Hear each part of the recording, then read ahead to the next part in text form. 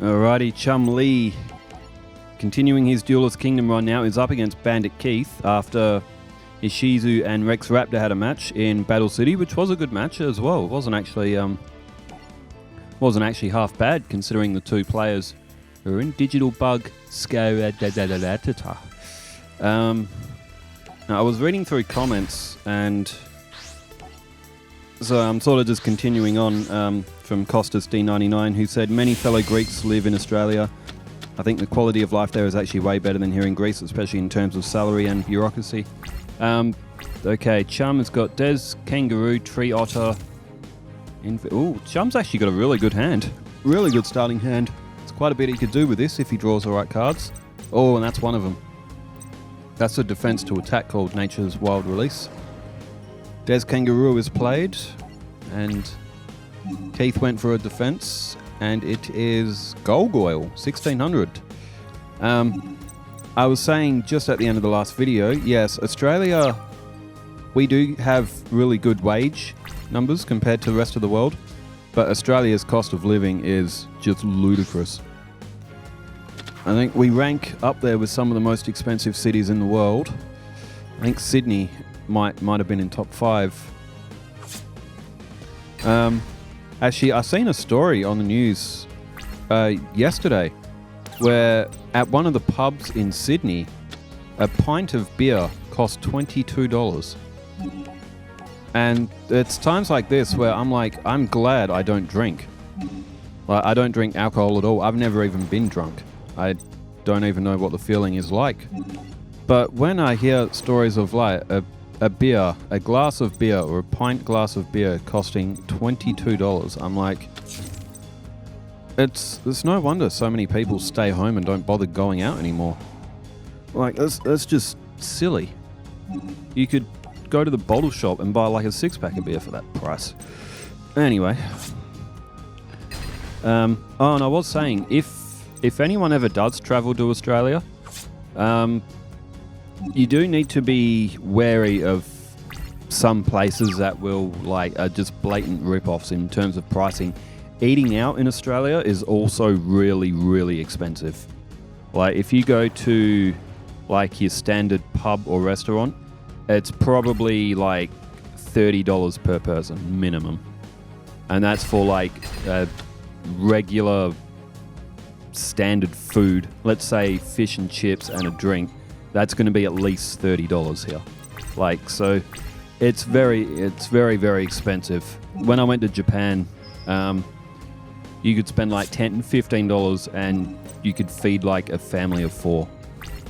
Like, Japan's cost of living is really low compared to Australia. However, their wages are also a lot less, so it probably evens out. Emperor Pikachu 2013 says, Get your game on, Kaiba. Love this match. That was for the Jaden and Kaiba match. It was a very entertaining match because we saw some of the big attack pointers coming out. As Emperor Pikachu 2013 also says, Chum and Battle City is going to be hype. Chum and Battle City, that is going to be very fun. Again, should I just keep running Chum? So after he finishes Duelist Kingdom, should I do Chum straight away, or should we see someone else for 16 games and then pull Chum back in? Let me know what you think in the comments. Turn change. Bandit Keith is low on points here. He's only got 3,900 left. Chum's still at 7,100. Keith has managed to get some of Chum's monsters off, but he's had to sacrifice his own. There's Sea Koala. And, oh, that'll be Koala. Celeste DC says, I honestly was thinking he was going to Raigeki again and wipe his field with the way the previous matches where he should not have overcommitted, even with Spike Wall on the field. That's the second time I believe Blade Edge killed Jaden's deck, but then again, it is interesting. It's spur of the moment kind of thing, as well as we see Invigoration. So Chumley has got Koala to 3,200. Overcommitment in Yu-Gi-Oh is it's definitely a thing. You throw everything on the field and it all gets swept in one turn. It leaves you defenseless. It can also make you win very quickly as well, but it's like poker. It's going all in when you're playing poker, but you go all in before you see any of the cards on the flop. That's kind of like what Yu-Gi-Oh is when you overcommit every card in one turn. As Bandit Keith plays Shovel Crusher in attack mode, only a 900 attack, but he needs to try and get something happening here, old Keith. Rage Monk X2 says, Jaden kind of threw this one by going way too far for quick kills instead of saving his hand. You think he'd have learned versus Kyber? Oh, you never know. Maybe Jaden will learn his lesson against Mai. If you overcommit against Mai, she can she can really get one back on you. As Tree Otter at 1200 was drawn and has got over Shovel Crusher. Keith may have been better playing that in defense mode. And Guardian of the Throne Room 1650. Chum's got a Tree Otter, but it's not going to get him much further. There goes Tree Otter. And Chum once again is defenseless. Keith looking good here. Chum does still have Wild Nature's Release, so there's Forest. Chum's going to take a hit. Mr. Hootie Hoo RDK says, thank you for the shout out. Appreciate you, Mr. Hootie Hoo RDK. Atada 1008 says, why only Venom Anaconda? Give a started Venom combo. Those Venom counters, there must be a card that makes use of them. I don't actually know what that card is, if I'm being honest. I put the snakes in Odeon's deck. I think I put in the Tex, Snake, and Cobra when I was building his deck. I didn't really think too much about it, but I'm not actually sure what Venom counters do. I will have to research them, but it is something I could add to Odeon's. I might be a bit late now, but I just added them to Odeon's deck just to give him a few more monsters. The actual Venom counters, I'm not sure what the strategy is behind them, because I've seen the effect activate, but I've never actually noticed what it does. As Guardian of the Throne takes the rest of Chum's life points, Keith is up 1-0. Comeback win, somewhat of a comeback win, but yeah, I need to check those effects out with those Venom counters. Pumas Diaz says, if you get Civ, just make sure you really take your time. It can be a lot, but they are really fun. That's Civilization. There's a game called Civilization 7 coming out on, I think, February 11th, I think, is when that drops. And I reckon I'll get it. I have been recommended to get it on PC, but I'll probably get it on PS5, but we'll see. I definitely prefer console games over PC, but that's just what I grew up with. I don't really have a preference. Like, I'll play games on PC and console. You know, you get some people who are just, I only play PC games, and then there's people who only play console games. Well, I play both, so haha. What I will say, though, is The Sims is much better on PC than console. However, all the classic ones, they're on console. Sims Busting Out, for example. Blocker. Good thing Chum had Beast Fangs. It's also got Tree Otter and Kangaroo Champ. You know what, though? I used to play Command & Conquer on PS1. I had it on disc on PS1. And I got so used to playing it on console, it took me a while to figure out how to play it on PC when I bought the remastered collection for the original Red Alert. But I will say Command & Conquer is a lot better on PC. I will admit that as well. But PC, console, why not have the best of both worlds? And here we go. Last comment that I'm reading at the time of recording this is Michael Page 2507, who says, I hate that Raw is on Netflix now because I can't watch it.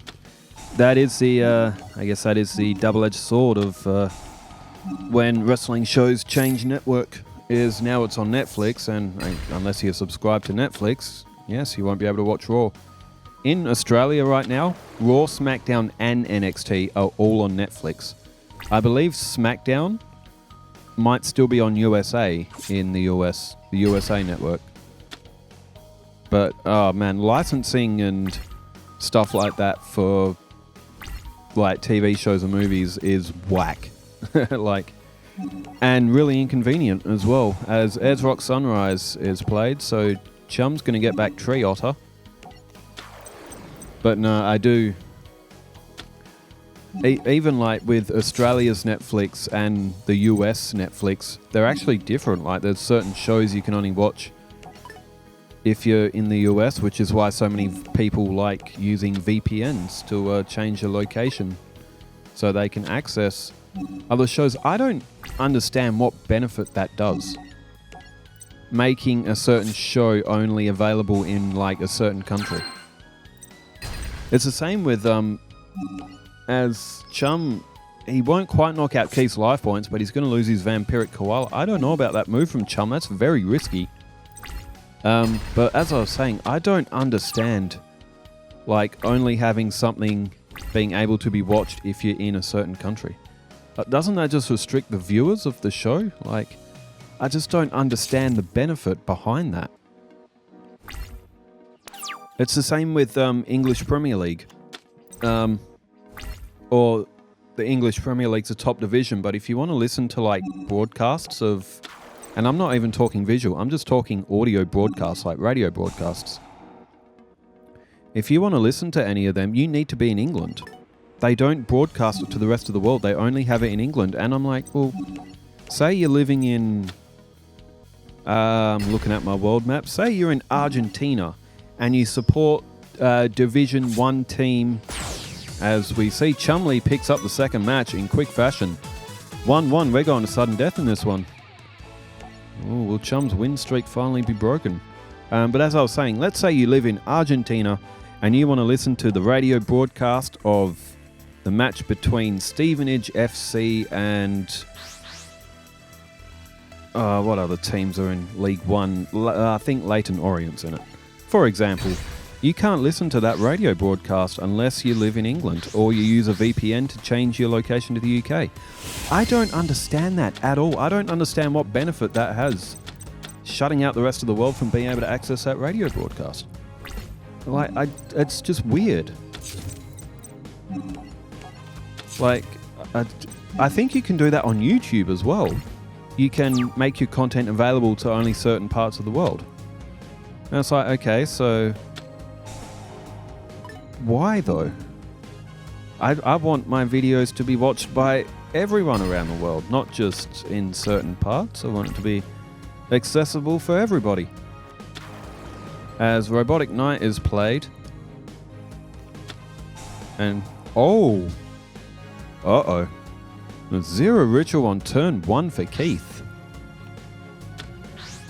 Now, we've talked about overcommitment in Yu-Gi-Oh! Keith has used his entire hand on his first turn, but Chum doesn't have Raigeki or Dark Hole. So Keith might be alright with this. And Des Koala's effect isn't going to do anything because there's no cards left in Keith's hand. Same with my stuff on YouTube. On YouTube, you can also do this thing where you need to like pay a subscription to the channel to get like certain content. What's it called? Fan perks or something. It's like basically people who follow your channel can pay you like a monthly couple of bucks and they can get access to other videos that wouldn't normally be accessible if you weren't paying a monthly thing. That irks me. I hate that. Like, it's just me personally. I understand why. For example, does anyone watch Sidemen? Side Plus is like their premium stuff. Like, it's just, I don't know. I just don't agree with it. I think all of my stuff on YouTube is going to be free to watch. Like, I'll never charge a subscription fee to watch videos like this. It just, to me, it just doesn't make sense to. You all know where I'm coming from. I'm ranting a bit, if anything. But Chum, on the other hand, he's in trouble. He's getting attacked. And he doesn't have anything to counter with. He's going to have to draw. And, oh, that's a lucky draw. That is a really lucky draw. There's Rock Sunrise.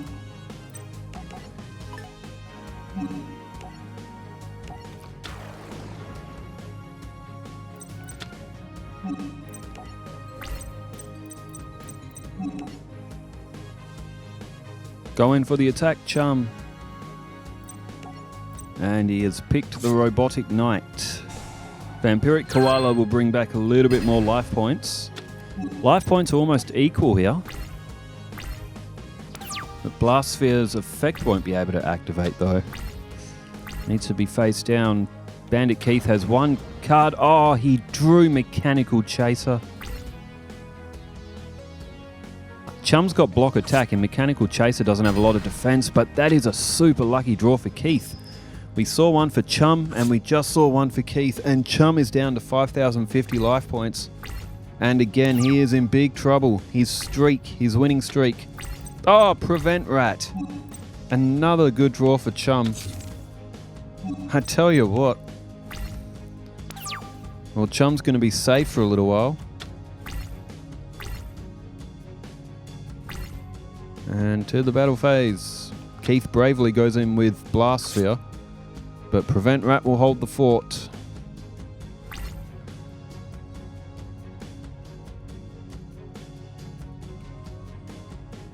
And Keith goes... Ah, Fissure! Damn! Chumley now has just lost Prevent Rat. Oh, boy. Alright, Keith has got 3250 points of attack on the field. And now Patrol Robo, so Chum will get one more turn. But I do not like Chumley's chances right now. It looks like he may be losing his first match. Alright, in goes Mechanical Chaser. Oh, amazingly, this could be it.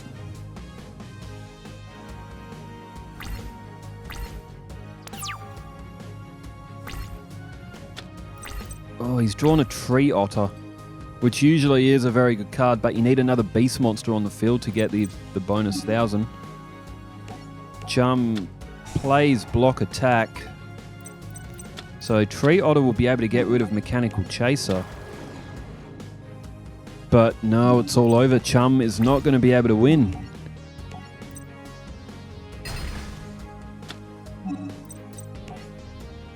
Oh, it's somewhat of a bittersweet moment. We finally see Chumley. Chumley is finally going to take a loss, but he was close to going unbeaten. He's still got 3 more games after this, but... Alright, there goes Tree Otter, and Chumley now defenseless with just Polymerization. And it's all over. Bandit Keith has knocked off the unbeaten Chumley. So Chumley is now 12-1. And in the next one, well, 12-1, so 14, 15, and 16, he's got 3 duels left. Joey, Yugi, and Pegasus himself. Well, Chumley, can he go 15-1? Or is there another shock? Is there maybe a Joey victory? We saw him beat Becca. Well, thanks everybody for tuning in. Hope you enjoyed Chumley and Bandit Keith's match, along with my ranting. Wherever you are in the world, stay safe, take care, farewell.